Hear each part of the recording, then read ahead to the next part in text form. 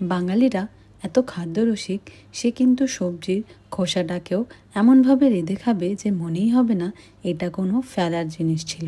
চলো বন্ধুরা, আজ দেখাবো কাঁচা কলার খোসা বাটা।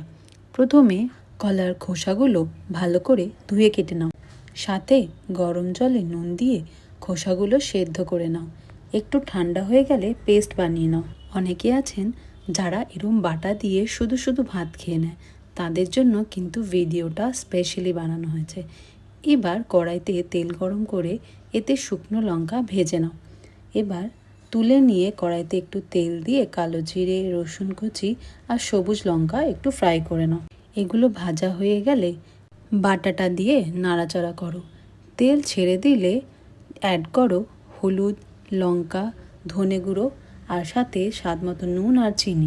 শেষে একটু ঝাল ঝাল করার জন্য ফ্রাই করা শুকনো লঙ্কাটাকে বাটাটায় ভালো করে মিশিয়ে দিন।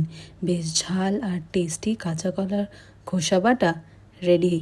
বাকি সব বাটা একদিকে করে এই বাটাটা জাস্ট একবার ট্রাই করে দেখো, লাজবাব।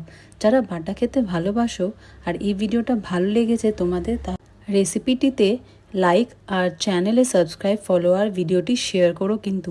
আর ভালো ভালো রান্নার জন্য আমাদের চ্যানেলটির সাথে জুড়ে থাকুন। ধন্যবাদ। দেখা হচ্ছে নেক্সট ভিডিওতে।